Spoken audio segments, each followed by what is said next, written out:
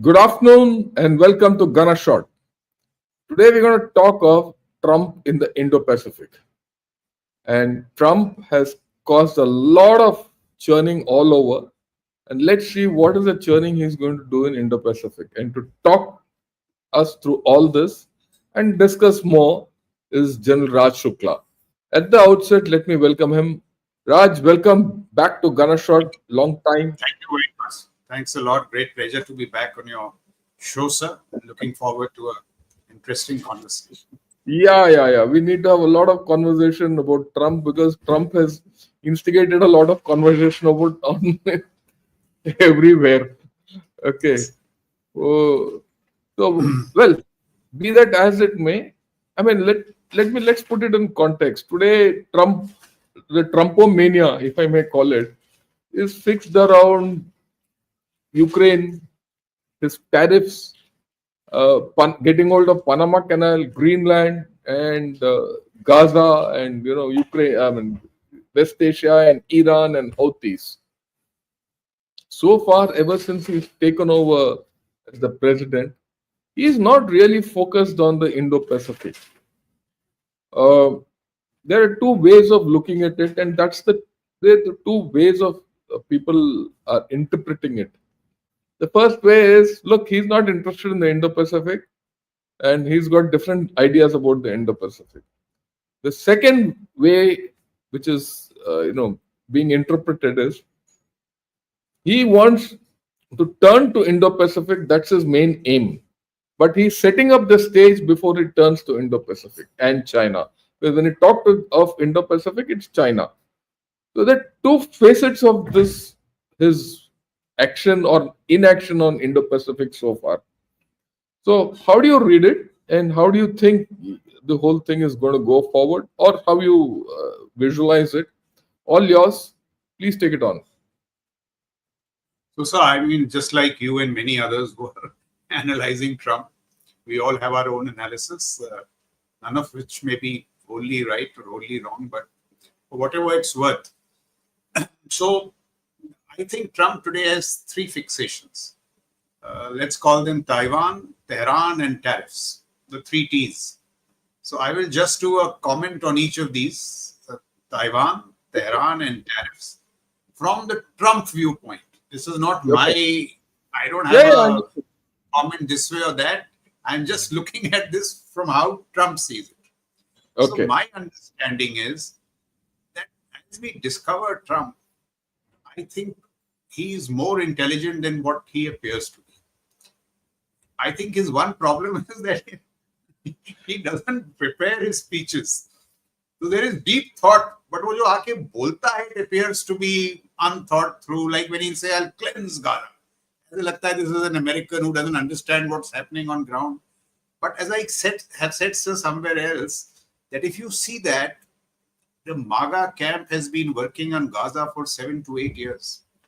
His son-in-law, Jared Kushner, presented a whole paper in the Cairo University about a year and a half back, where they have detailed this business of cleansing Gaza. Now, you may not agree with it, but there is a detailed economic package, technological package, a strategic package कि भाई Egypt को क्या देना है, Jordan को क्या देना है, business कैसे आएगा. So that's the first point I wish to make, that he is more intelligent than what he appears to be.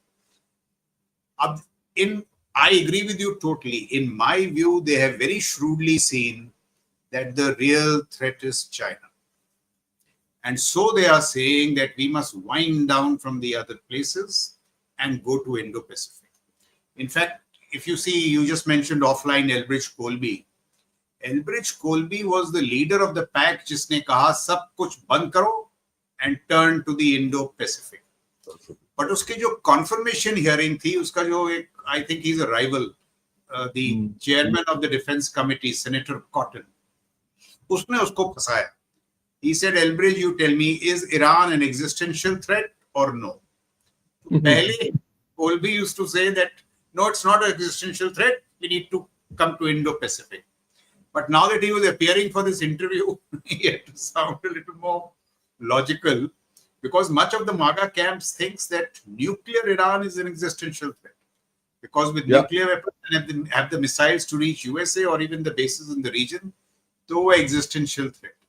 तो आज की हालत में sir, they have made up their mind to wind down the other wars and go to the Indo Pacific. But there are, of course, challenges. As we see now, Putin is backtracking. Zelensky has linked the mineral agreement to joining NATO. So it's not so easy to wind down the wars. But Trump, if you notice, sir, this very voluble Trump, whenever he's asked a question on China, he's rather emollient. He'll begin by saying, Xi is a good friend, and we will pull it off. On Taiwan, he has said specifically that I will not discuss this publicly. This is the only place where Trump exercises restraint, or he's prepared to answer any question on earth. Taiwan, he says, I will not answer it publicly. I've heard it with my own ears 2 to 3 times. So what is the game behind this? And now you see what's happening on ground on Taiwan. The Chinese, apart from the political pressures, they are raising issues of, identity assaults. वो कहते हैं आप Taiwanese हो ही नहीं, your hands. The United Works Department is in full flow. Abhi last week, a spying scandal was discovered in President Lai's office. Then all that other business of pressure tactics, political, informational, is on Taiwan. What should really worry us for the last 1 month, Admiral Paparo, CNC IPACOM, has been screaming, but the world is not listening because वो tariff में खोए हुए हैं. He's saying that they are no longer, the Chinese military maneuvers are no longer exercises. They are rehearsals for attack. They are concealing an attack. Now, what more does a military commander say? And he has detailed it, given details of air violations, how the Coast Guard patrols are up by about 25%, maritime militia by 35%, cable kaatne lage hain, information quarantine, cyber attacks and all that. So, ground pe wo ho raha hai. Amidst all this, we had Pete Hegseth, the defense secretary, last week in Philippines and Japan, where for the first time he said that we will re-establish deterrence in the Indo-Pacific and across the Taiwan Strait. Re-establish deterrence. In recent times, this is the first time I've heard some defense secretary say that.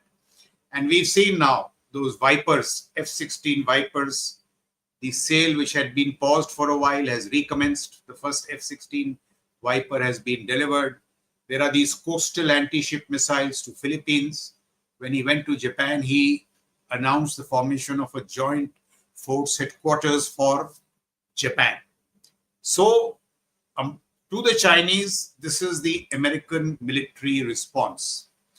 Beach में Elbridge Colby in his congressional hearings, he brought in वो दो और चीजें ले आया. He said, when asked about Taiwan, he said, our policy remains unchanged, which is strategic ambiguity, that we may come, we may not come to your help. But if Taiwan increases its defense expenditure to 10% of GDP, we will. Our President Lai just last week has increased it to 3% and said 10% is impossible. हम कर ही नहीं सकते. So they have increased it to 3, but Colby's condition is 10 in the congressional hearing on record. Now, whether it has the backing of Trump, I don't know. Japan, Korea को बोला है that your treaty allies, we will come to your rescue. Publicly बोला है, please increase your defense expenditure. I am told privately, both have been told very curtly. Prime Minister of Japan, when he was in USA recently, as also the president of South Korea, that increase your defense expenditure by 1 to 1.5%. So it seems the American defense line with Taiwan is ambiguous. It may have shifted behind Taiwan and is now in the line of Japan and South Korea. This is what it seems to be. If you see the American policy after Vietnam, they were very clear that we will no longer be directly interventionist, but we will be an external balancer. So I think the message they are giving to Taiwan, Japan and South Korea is that we will stand by you. We will do everything to invest in deterrence. So they are doing that. Some green berets have been deployed to the outlying islands. US naval SEAL teams have been deployed to, I think, Kinmen. There are also some reports of exercises being carried out to remove TSMC assets, engineers, and some other critical assets should a contingency arise. So now under Trump, the military preparations of deterrence have increased. In Trump 1.0, sir, in a conversation with his then National Security Advisor, John Bolton, about Taiwan and China, Trump very interestingly picked up a pen lying on his desk and said, John, in the Indo Pacific, Taiwan is a pen. China is the resolute desk. Taiwan pen, China resolute desk. Now, this is typical Trump thinking. So, what he was telling John Bolton is that is it worth fighting for Taiwan? Treasure, yes. Arms, supplies, but blood for Taiwan, 1,000 miles away. So, in sum, I would say Trump's position is deterrence, yes. Itna deterrence karo, complicate Xi's mind and force him to revisit his 2027 deadline and postpone it to a more auspicious date later. If that doesn't happen, the stated position is strategic ambiguity. We are not saying yes, we are not saying no. If you spend on defense and if the political circumstances of that time are more propitious, we may come to your help. The third one is most worrisome.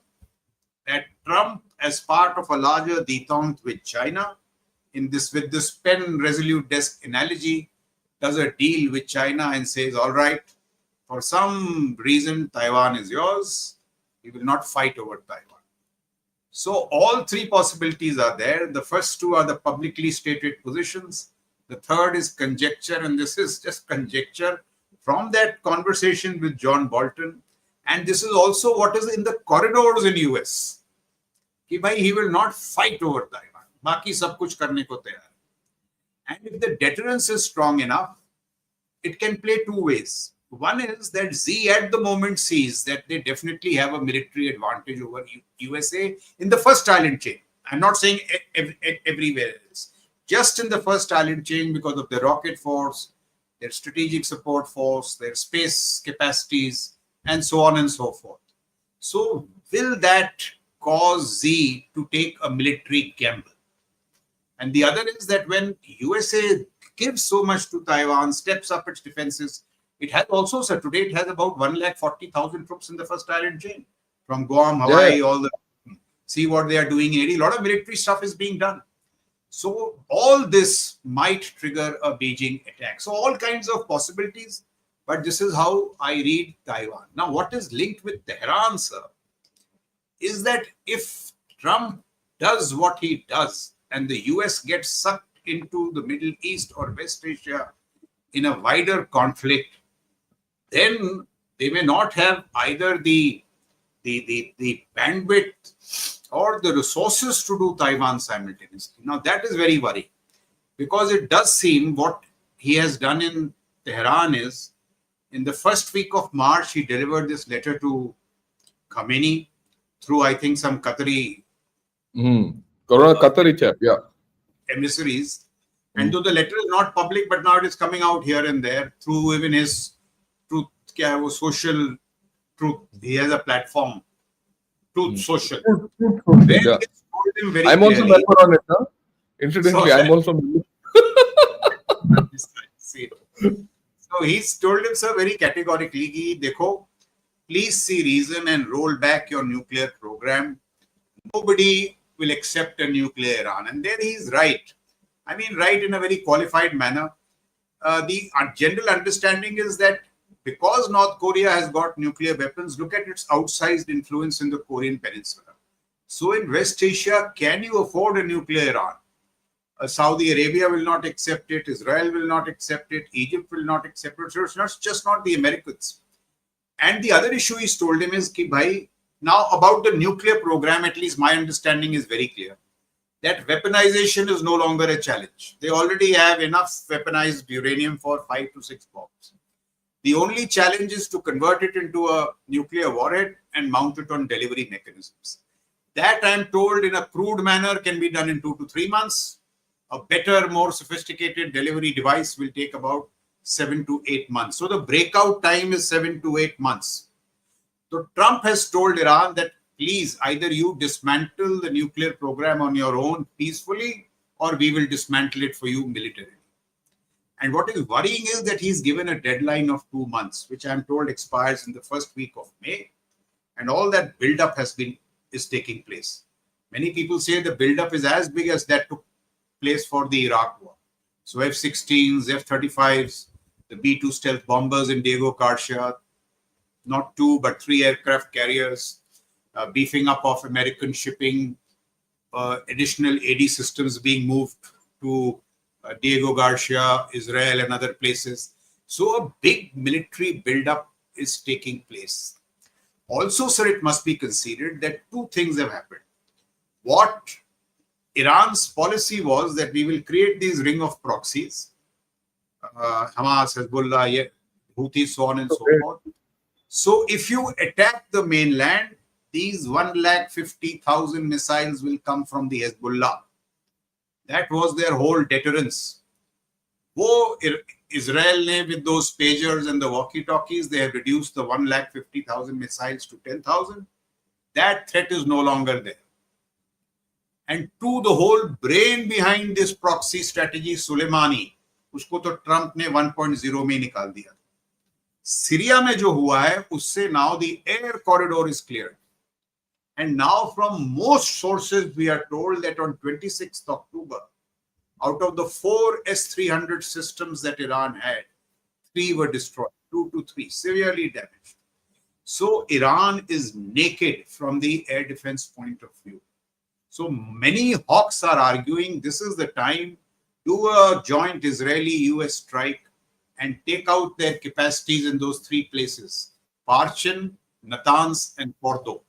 Natanz and Fordo have enrichment and Parchin has weaponization. And roll back the nuclear program by 3 to 4 years or perhaps maybe more. In reaction of, obviously, Iran has threatened that you have got 50,000 troops here, bases, Saudi oil refineries, so on and so forth. We will fire at them. But my own understanding is that Iran knows that it is weak. Its air defense is very weak, and this will be an integrated air campaign, not only to target the nuclear devices, also perhaps to take out the leadership, so members of the Guardian Council, top generals, so on and so forth. So they can even take out their oil assets. So I think these 2 months, very strong back channel negotiations are on. And I think some kind of deal will be reached because Trump has told them, I'm told, that if you roll back your nuclear program, we will integrate you fully into the economic system. So sanctions, if they are lifted in that measure or even 50%, then life will be breathed into the Iranian economy, which is really in dire straits. I'm told, sir, when the revolution started, 1 rial used to equal $70. Today, 1 rial is equal to $1 billion. Inflation, they are in a mess. Power cuts, this, that. So this is my reading of Taiwan and Tehran, their linkages and what perhaps is the American plan. Any questions and also we can take it on. Oh, okay. No, let's talk of the third T and then we'll talk. Yeah, T, sir, the third T, tariffs. I'm no economist, but some of the shows and all that I've been watching, the sum and substance of it is this, that it is just not this, not just a few dollars here and there. What Trump is saying, that we will remake the whole supply chain matrix. His principal grouse is against allies like Europe, whom he says, you were in this wonderful space.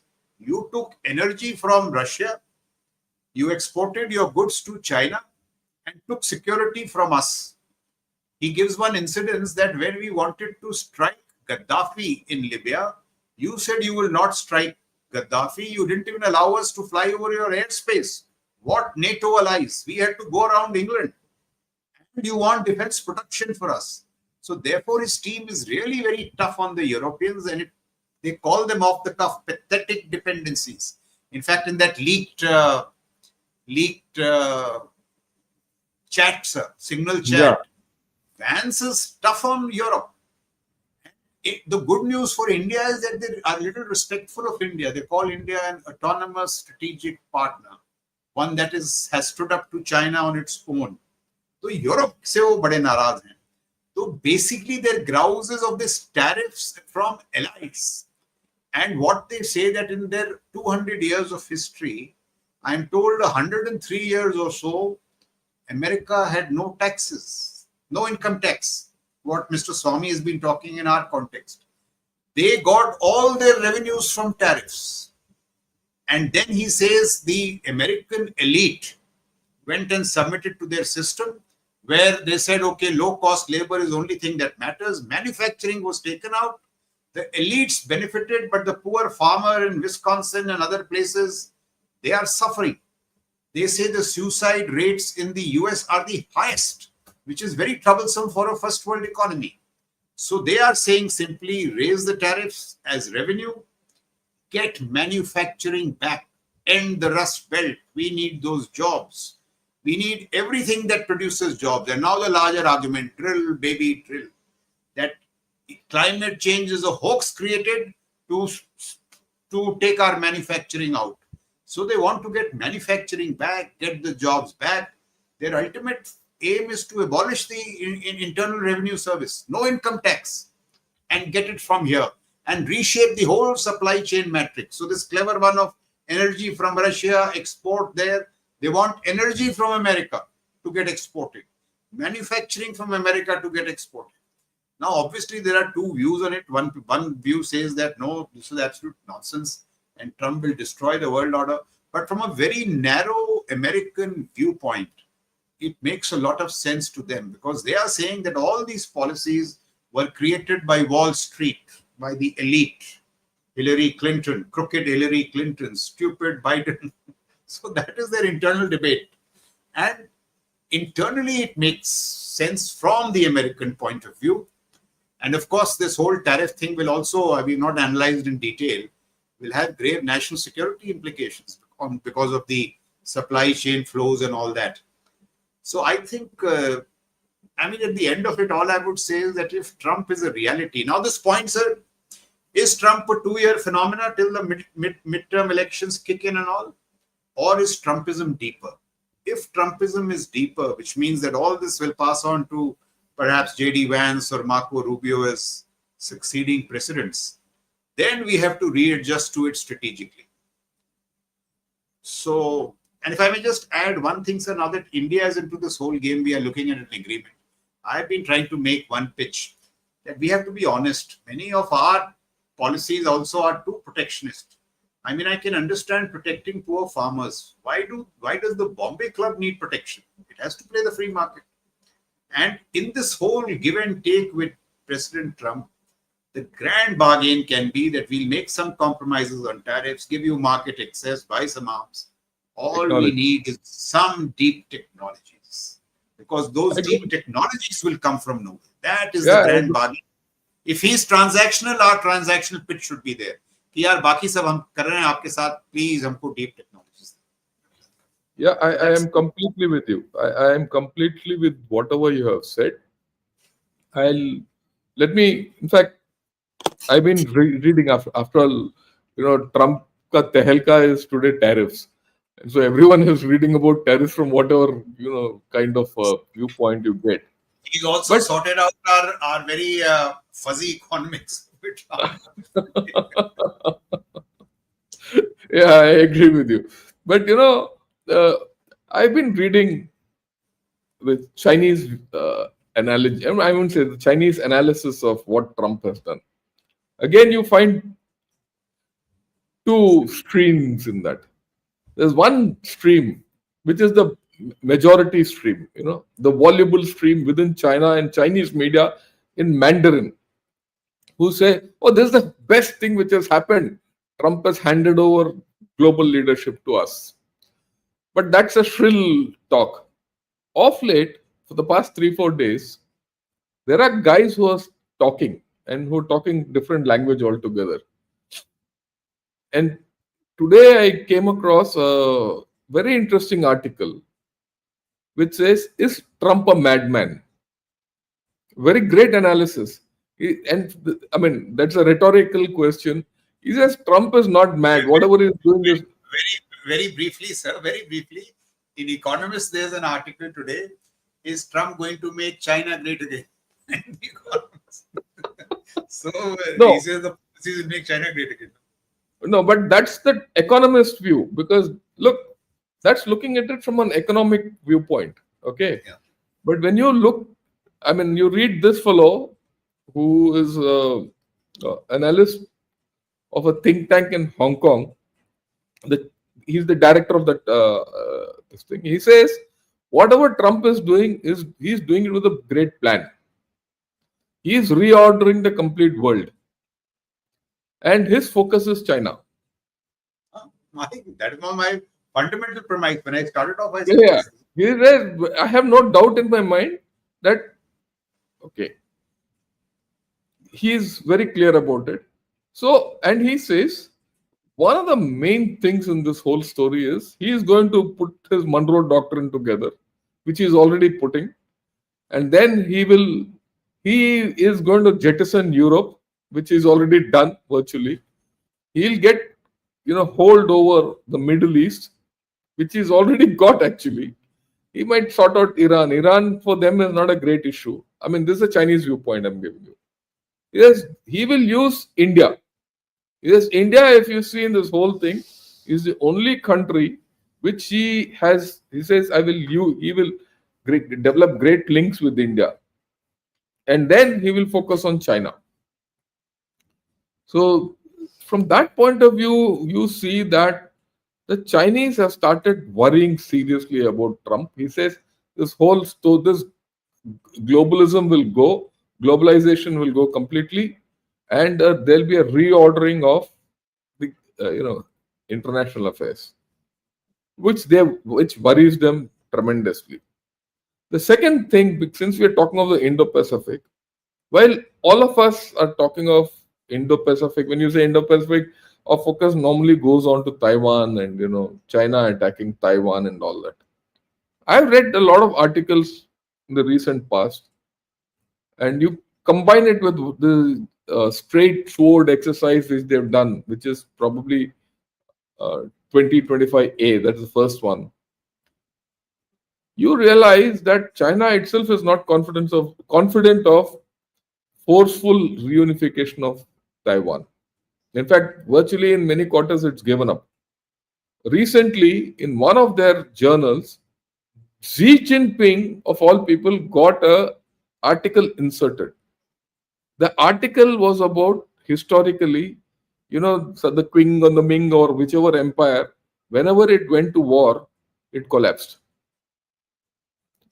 And so people have interpreted it as saying, look, Xi Jinping doesn't want to go to war to Taiwan. This is a new development completely. And the new theory which is coming out of Taiwan out of China, is that they want to carry out a slow strangulation of Taiwan, in which Taiwan will be, slowly denuded. They might not go for the kill, but all these exercises will start off. They'll start off lawfare, cable cutting, like you said, and all that. Increased isolation. They want to do everything short of a blockade, so that and then declare sovereignty of that area. The moment you declare sovereignty over the Taiwan Sea, it's yours. The lawfare is, look, Taiwan is one China. Right? So all this is happening. There's a contra thing which is coming out of China, and Trump has a different kind of view. And they are not very confident of this G2 business, though some guys do say G2 and all that. So in that context, how do you see the Indo-Pacific theater, going ahead? That's the major thing, because a lot of that will depend. Right now, when you say Indo-Pacific, there are two factors: the Pacific factor and the Indo factor. And if Iran has to go up, the Indo factor will blow up. After all, Iran is in Indian Ocean. And in this context, what role do you think we will play? Because either end of Indo Pacific, Iran, whether it's Iran or Red Sea or all this, and that side, both are in flames. So, how do you see this whole business unrolling? Sorry, I've taken a lot of time. No, no, absolutely, sir. But you hit the nail on the head. These are very good questions, difficult to answer. But I hope our strategic establishment is looking at these, because these are the actual questions to be answered. So the way I look at it is, with regard to Iran, he's hoping that this maximum pressure campaign will force them to roll back their program peacefully. So therefore, that May deadline.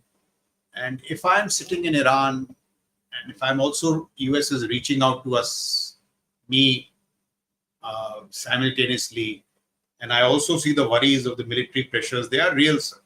And I see my hope. At least prudence will tell me कि अभी के लिए तो सुलह कर लो US. It makes no sense for Iran to invite those B-2 bombers and all. They'll create havoc in everywhere. And the fact that he's moved them, he's moving other stuff, he means business. And if it is not Iran, at least the Houthis will be silenced. But the other thing is, when you said Houthis, let me hear. He's giving a demonstration of what will happen to Iran on Houthis. Yes, could be. Houthi का हो या ना हो, उसको तो ठोक रहा है. Now he is telling Iran कि भाई तेरा भी हाल ये होगा. And see, sir, why he makes sense to me in one more fashion. He's telling the American military that you are bloody bloated. And I don't want to hear any of the bloody woke nonsense now. What I want from you is mission readiness, restoration of the warrior ethos, and lethality. Don't give me briefing sitting in Pentagon. Tell me what you'll do in Iran. This is good stuff, sir. The military will get smartened.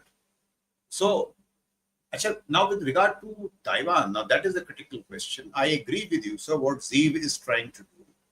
In my view, he's trying to engineer the Cuban Missile Crisis in reverse. So he will do the blockading and now tell America that, Pat, you have to travel 1,000 miles. You have the problem. I am here waiting for you. Do you wish to escalate? Now, if America has to break the blockade or versions of it, look at the American view now.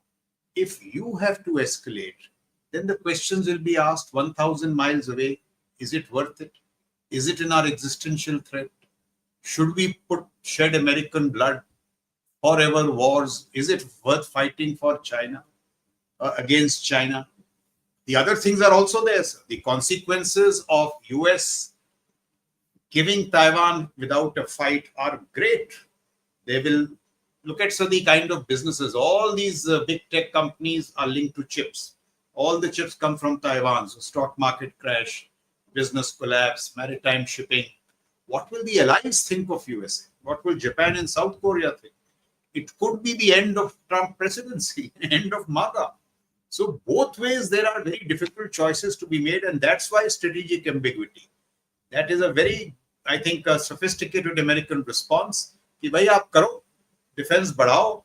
अगर उस time circumstance ऐसा हुआ that we think that Taiwan itself will give a good fight, Japan and South Korea are willing to join, then we may help.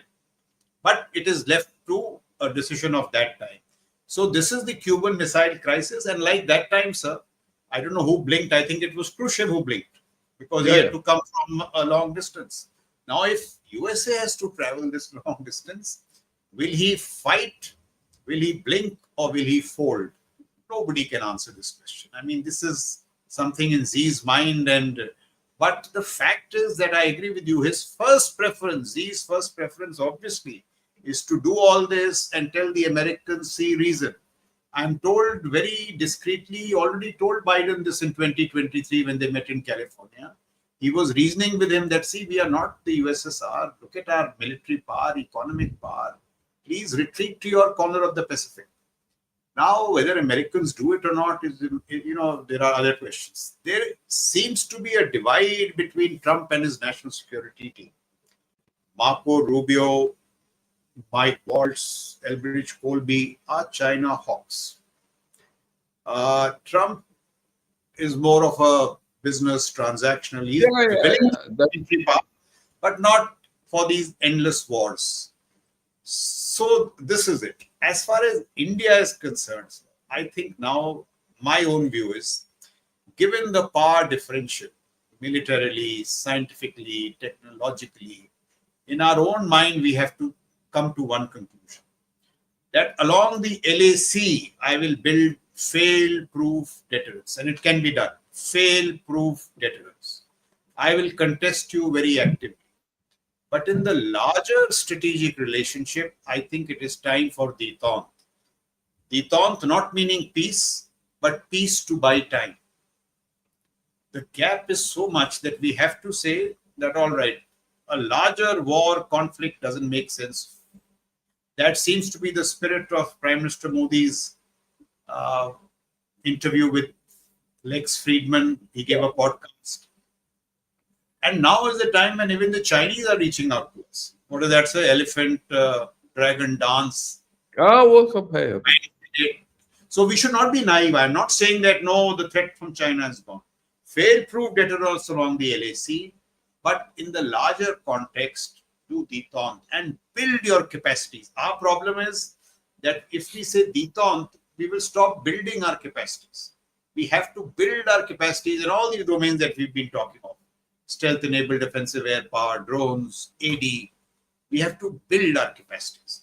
And for building our capacities, we need those deep technologies from US. And we also need these deep technologies because we need them to push our economic productivity, as also for deterrence with China. And my argument is deterrence, not war fighting. So fail-proof deterrence along the LAC, detente in long term, in a longer frame. Use this time to build your deterrence. And if you have deterrence, then China and India can grow in peace. If we don't have deterrence, then we may invite, some kind of aggression from China. Yeah, I agree with you. I agree with you. Useful to us, but we must not become a pawn of the Americans, which we will not. We are not foolish. I agree with you with the fact that we need to build up our deterrence and not become a pawn of the Americans. There's no doubt about it. We need to have deterrence so that we can enforce peace. Right? Yes. Whether China develops or not is a different story, because I have completely different views. It's not developing, it's contracting. And we need to develop. In fact, the way I look at it, there's a great period of opportunity where China itself is going through internal convulsions.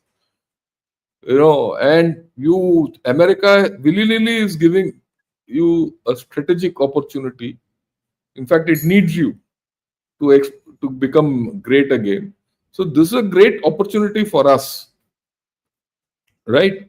And I feel, there's a third thing. If I can just add one line. Yeah. Go ahead. So you are right. America as a hegemon is challenged. China continued rise is doubtful, because many of you, General Nara, and so many others are saying that its economy is in trouble, demographics is in trouble, and therefore is the great opportunity for India. Yeah. And we must make use of both. The USA to get their deep technologies, to deter China, and not be a pawn, but be a useful balancer. A useful balancer. And therefore, I also am reiterating the same thing, though I have a little different view on China. But what I am reiterating for India is that don't miss this opportunity. It will be such a tragedy if we miss this opportunity. Yeah, I go with you 100%. The second proposition which I have, which I'd like you to give your views on, is, look, I'm drawing it from what you said. Well, in the Pacific, America and Trump can do what they want. But in the Indian Ocean, America doesn't have the capability which India has for many reasons, right? So if that is the case, and there's a problem areas in Iran, Syria still remains a problem. Houthis, all these fellows are still hanging around. Is there a case for us to step up our diplomacy and act as a diplomatic stabilizer in West Asia, and especially with reference to Iran? And if so, how do we do that? we must step up our diplomacy, and not only the civil diplomacy, military diplomacy. Military diplomacy. I'm talking of all. I mean, let me put it. Let the answer question is. It's not a matter of just the prime minister and the external affairs minister going making some statements, bombastic statements and coming back, or sharp statements and coming back. I think you need to put. I won't say boots on ground. You need to put diplomacy on ground through ground level. That is what is important. I would like you to outline that and give your view on that. So I'm saying, as far as diplomacy is concerned, we are punching far below our weight. The foreign service needs to expand, and our DAs and all need to expand. So in many critical countries in Africa, this business of one DA for 5 countries, what message are you sending? Yeah, that's And useless. each of these DAs and other people can do a lot of good stuff on diplomacy. I've been arguing for very long that theater commanders also will be quasi-diplomats. The Eastern Theater Commander will be taking, LAC will be the least of his concerns. That's left to the other commanders. He has to look at Bangladesh, Myanmar, make sure that those threats don't come here. And there are 100 ways of doing it, many things you can't speak on television. Yeah, But naturally. the military to military relationship is of great use to complement the to civil diplomacy. And when I talk of deterrence, this is one of the great tools. If you step up military diplomacy and the other issues, sir, now we are in the big league. We have to step up investments in space, intelligence, our DIA. The DIA's role should be equivalent to the defense DIA of USA, which means he looks at regions beyond and not just does not keep doing intelligence in J&K. It has to go. So this is what I mean, this business of projecting power, of looking beyond your borders, is somehow not in our culture. This must come with the theater commanders. In fact, if you see the CDS, 40% of his role should be diplomacy. Yeah. And he should complement the other levers of power. So massive investments in diplomacy. Now you're talking of West Asia. Absolutely. I mean, I went to this Raisina, Middle East, a couple of months back, where there was this talk of an Arabian Sea order, where India can be a great stabilizer. And what is also, sir, there in West Asia, you see, one of course is these problems of Palestine, Iran and all. There is another modernizing strategic discourse which you get from Abu Dhabi, Saudi Arabia, who are talking of things like non-oil growth, distancing themselves from Islamic fundamentalism, alternate maritime corridors. Our biggest problem in West Asia, sir, is China and Turkey. China is a global player and Turkey is a very big regional influence. So we have to do stuff, create our capacities, MBA, naval, air. So both our Navy and the air should be able to exercise combat influence from the Gulf of Aden all the way across Malacca. And this is not offensive. This is just having capacities to be used when the need so arises. So refueler aircrafts, ranges of our aircraft. Andaman Nicobar Islands, Andaman Nicobar Command was set up to project power across Malacca. Of late, all we've been doing is defending every inch of the many islands there. So this cultural change is required. And this itself will beef up deterrence trade. Yeah, I think so. Is there anything else you want to say, or should we take a few questions? Because I think one a lot of questions. Thought came to my mind, sir. Now that this Five Eyes intelligence network, which Trump now doesn't seem to be very fond of because he's upset with most of those players, it's time India plugs into these kind of networks, or at least makes a bid to, plug into these kind. Look at, sir. Okay, let me make one last point before I look at shipbuildings. We know what the Chinese are. Their capacities in shipbuilding, 400 ships versus 295. That business of shipbuilding capacity.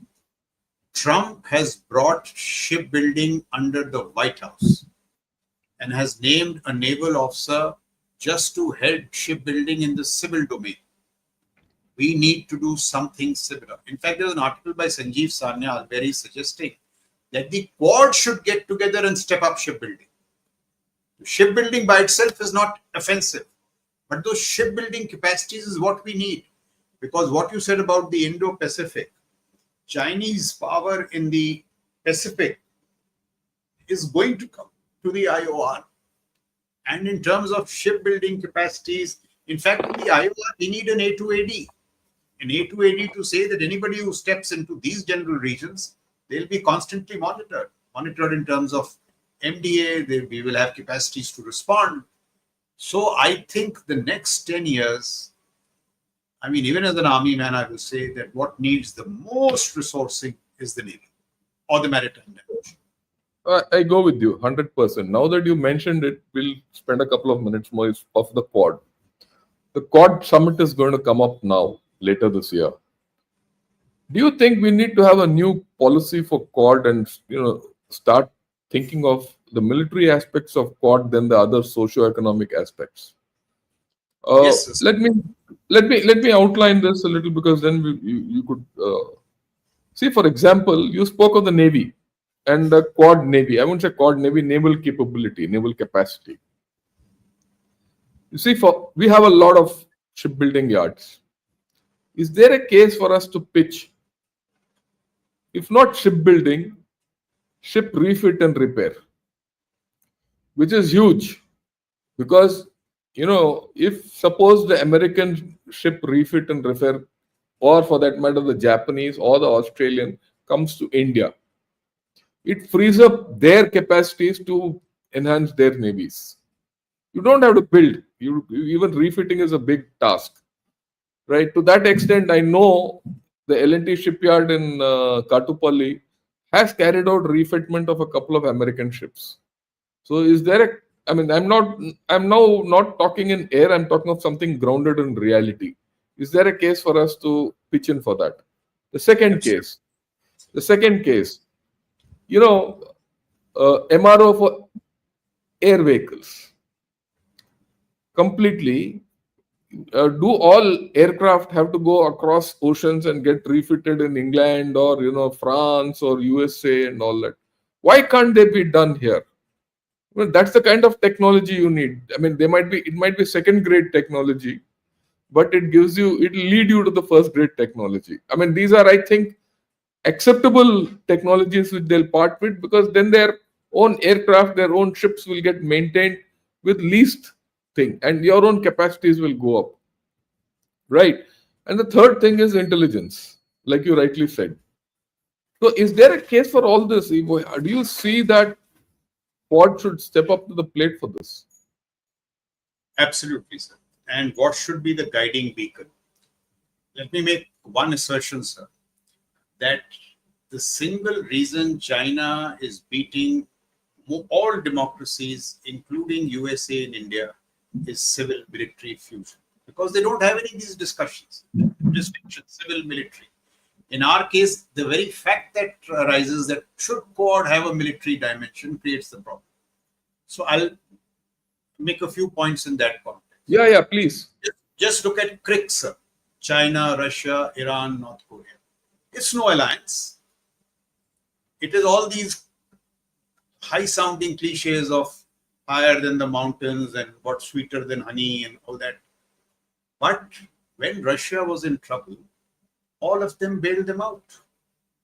China gave chips, CNC equipment, Iran gave Shahzad drones, North Korea gave troops and artillery munition.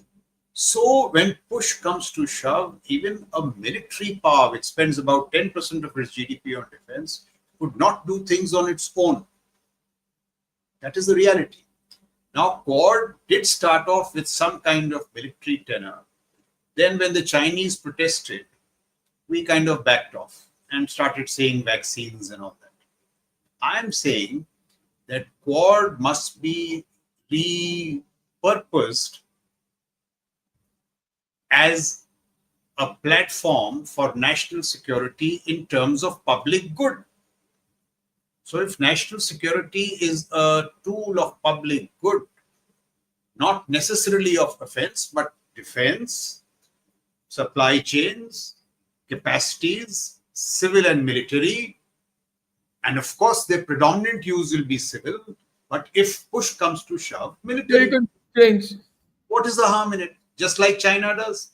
When Yeah. they roll out their bases all over the world, they don't call them civil base. It's a civil base, but they have those parameters built in to dock a military ship. So just as they are doing it, Quad as a force of national security for public good in this civil military fused endeavor. If we pool capacities, India, Japan, Australia, and the US, supply chains, technologies, things like shipbuilding, chip making, it is not offensive against anyone. And it is certainly not NATO. We are strengthening this partnership just as China is part of many other partnerships. But in order to radiate to China that we have no such intentions, we are punching below our weight in Quad. So Quad must be repurposed in this manner as national security as a force for public good. In fact, today, sir, there is no economic prosperity without national security. So the two are linked. So why should we be coy and shy about Quad? It has a very important civil and technological dimension, but the military dimension should be fused into it. It makes eminent sense by way of economies. I mean, when four countries come together, there will be economies, then there'll be economies of scale, there'll be business opportunities, and by the way, there will also be deterrence. What is the harm? Yeah, I completely agree with you. I think we've had a terrific conversation on Trump in the Indo Pacific. Things are nebulous, but when you do analysis, uh, a regressive analysis, things are not so nebulous as they seem, right? And like you rightly said in the beginning, there is a method in the madness which Trump is exhibiting. And we need to be alive to that. And let's not keep screaming as to what the Western thought process is or the Chinese thought process is.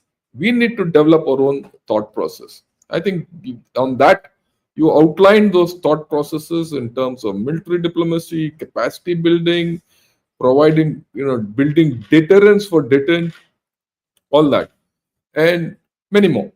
So I think with this, I'll take a few questions and then we can, okay, this is something which we were talking of before. Sir, I want to know your view on the startup debate after Piyush Goyal comment. Because this has a link with the kind of deterrence and the deterrent which we want to build. I think this is important. Your views on this. So very good, Amitesh. I have just tweeted. You read my tweet on this, but I will just repeat it. I think the debate is very welcome.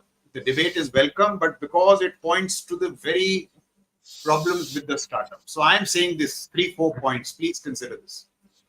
Innovation is not happening at the rate of regulation.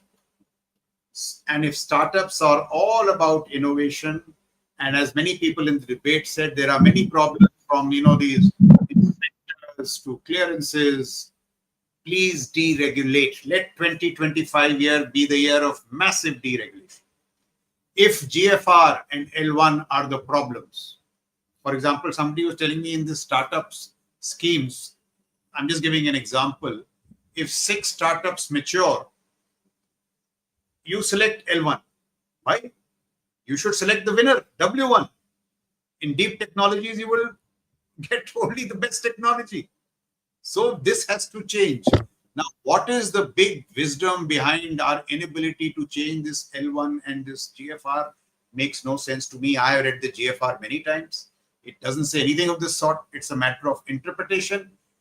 And just interpret it rightly. If you can't interpret it rightly, amend it, change it. This thing has to end. That is one. So deregulate. Now, the other issue that we have to see is look at R&D and the other issues. We have to be honest. If America spends $950 billion on R&D and science, $700 billion come from the private sector. So my question is not why our R&D is less than somebody says $17 billion, somebody says $30 billion. Why the private sector is not investing in R&D, that is really not my worry. Why does it not see value in R&D? Just look at DeepSeek. DeepSeek is R&D on AI. And what happens? Alibaba's QN is providing the commercial models in AI. QN is competing with DeepSeek. And because you are focusing on R&D, look at how talent has grown. In DeepSeek, out of its 211 engineers, 60% have not traveled out of China. So this is the value of R&D and the complementarity with commerce. Good example, QN and this private sector and government in USA. So this is the issue. And the fourth point is that I'm told we have about 4,000 startups in deep tech, if Mr. Mohandas Pai is to be believed. All that they need is orders, orders, and orders. Please give them orders. They will produce the rest of the stuff with you.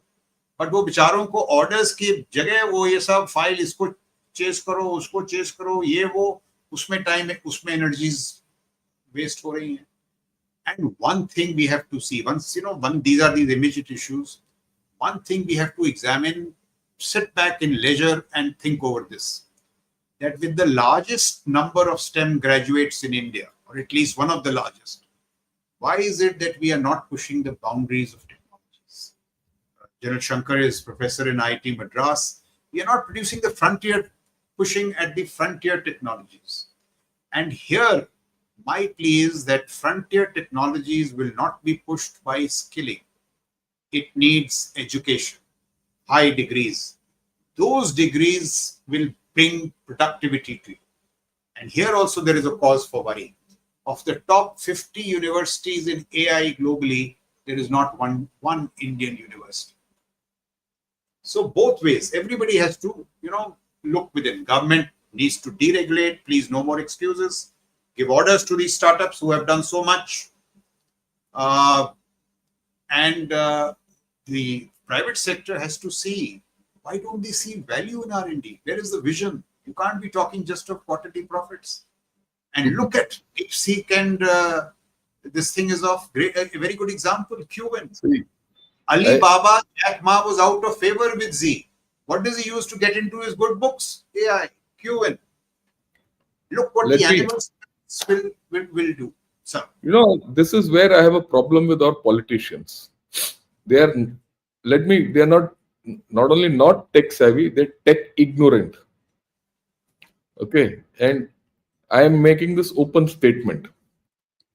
Government of India has started thinking of AI only after DeepSeek has come. उससे पहले AI नहीं था. Didn't we know that USA and China are far ahead of the AI race? And much of AI which is being built in USA is being built by Indian content. People from here. Our institutions might not be amongst the best in the world producing AI, but the same institutions produce the people who go to the other institutions and make AI there. Couldn't we have made AI parks 10 years back or 5 years back? And mind you, I've been shouting for this. I've been shouting to people, please make AI parks. It doesn't matter what kind of AI they produce. We have not done it so far.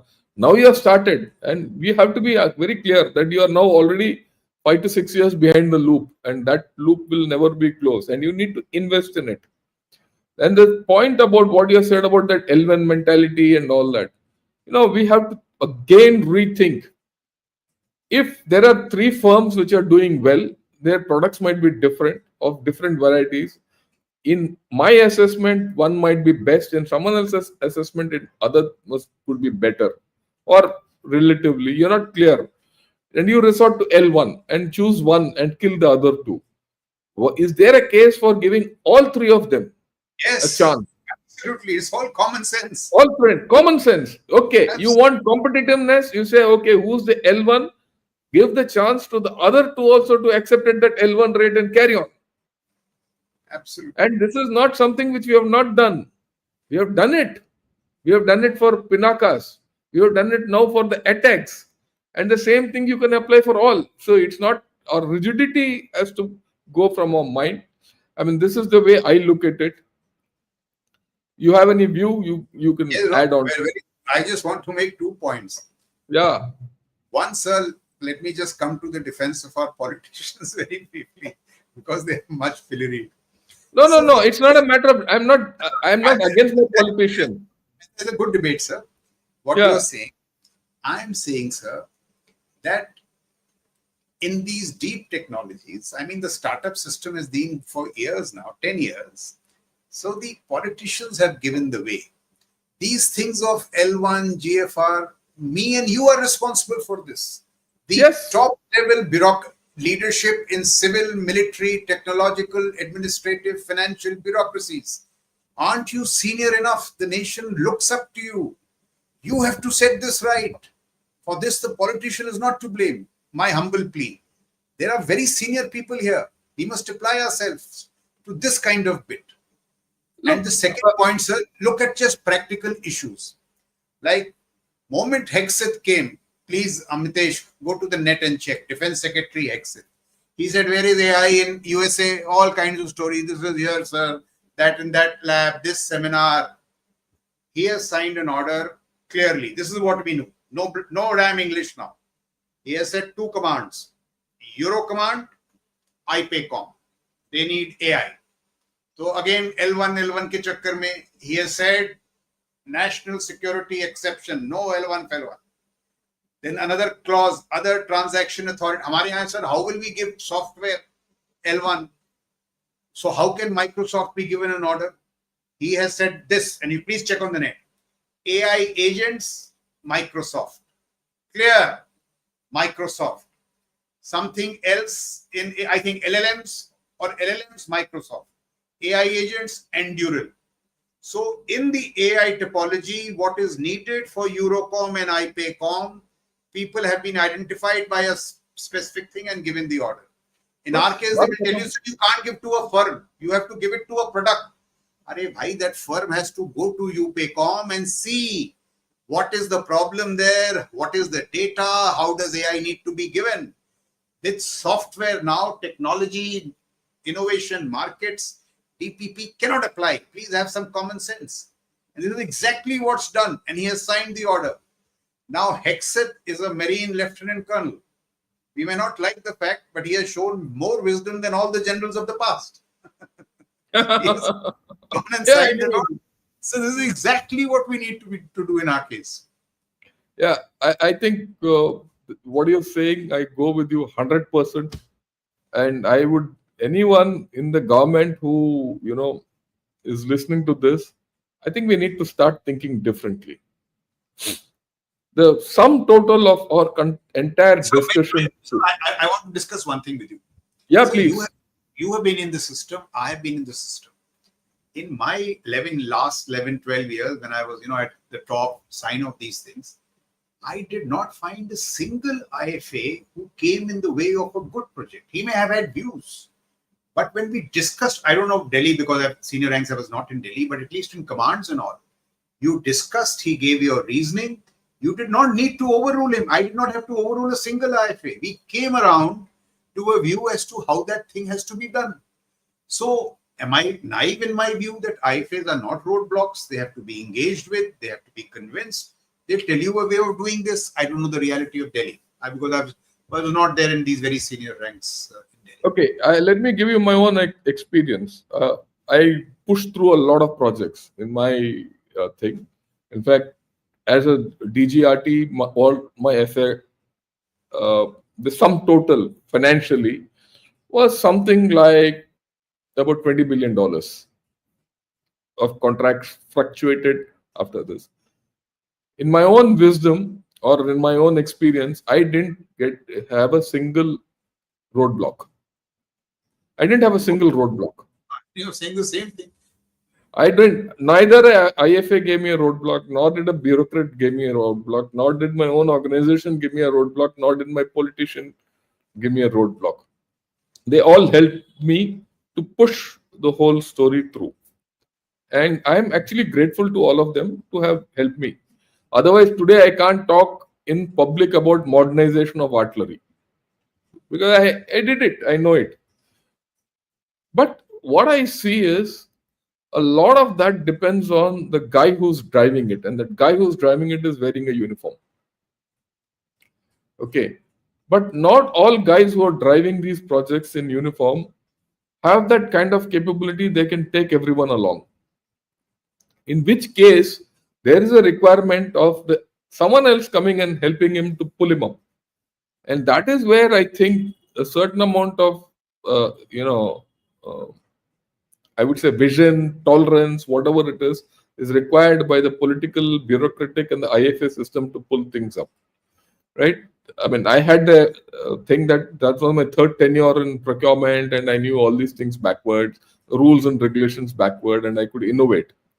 So innovation comes with time. So I think there is a whole lot of introspection that needs to be done within our own thing. But the issue which I go with you, and I'm concerned about it, I'm giving my concern very seriously, is our inability to scale technology. See, I am now here 10 years, or 8 years now in IIT. It's almost become a second career for me in old age. Okay. And I am dealing with some cutting edge technology. It's not that we don't have cutting edge technology, but cutting edge technology, if you want to exploit that technology, you have to see the value of that technology and force multiply it. And it is here that we are lacking. I know certain technologies which are there. I'm struggling for it here. I find that there's no political offtake for that. Unless the political offtake comes, those technologies won't go up. I see that in India, yeah, I'll come to it. Yeah, in India, we are always behind the curve politically. So I wish, like, Pete Hegseth, you gave this, that fellow knew his beans. He knew exactly what was to be done. So he's given that. Can I have a few people up there who can say, okay, this is what is to be done for tomorrow, invest in it? That's the point I'm trying to make. All yours. So, I mean, that is the point exactly I'm asking. Why can't, and I'm not pointing to any personality, but the institution. I hear a lot of good work is being done in IIT Madras. 100, 200 crore orders should come from the chiefs alone, from the CDS. Why do you need the politician? He doesn't come in here. Politician comes but the fact is, today our system is that the chief and the CDS can't give an order for 100 crores. That is what you're doing. That's the point I'm making, sir. Army commander, you have orders 15 crores for R&D per project, unlimited. I have signed off on those orders. Those money has gone to people. So how do we say, I'm very big projects, fine, but this orders must come? Because even if these orders don't come, how will the system take off? Yeah, I agree with you. I agree with you completely. And I think we need to do a real rethink on technology, because that is where one startup was telling me, I don't know how far true it is, that these deep sea technology funds, say 10,000 crores. So chalo, paisa kuch to aaya. But how it is getting implemented in our system is that final disbursement for that technology is being given to some SBI manager in some place. The manager has no clue of quantum. So जब quantum कुछ जानता ही नहीं है, वो क्या वो देगा? So in this whole detailing, this is where the frustrations are coming into these chats. I am 100% with you. I only hope that people who are watching this podcast take heed of what we are trying to put across, right? Both of us have seen through life in this business of technology, and I think it's time someone takes a serious call. I'll not take any more questions, Raj. Thanks a lot, because actually today's podcast is about two subjects. One is about Trump and the second is about technology. And yes, I'm glad that we've done that. And what I'm going to do is I'm going to take this separately and make two videos and put it out together in a couple of days. And I'd request all those of you who have seen this to propagate it, okay? Because it's good for our country. It's not, for anything else. And that's about all I have to say. I'm not going to take any more questions. because it's a lot of time we've spent, and we've spent some good time on the highlighting the need for technology. Anything else you want to say, Raj? Otherwise, we'll close. Thank you very much. Very kind of you, sir. Lovely conversation. Thank you for your time. Oh, thanks a lot. Thanks a lot once again. Thanks a lot to everyone. And we'll meet again. Till then, good afternoon and Jai Hind to all of you. Good afternoon, sir.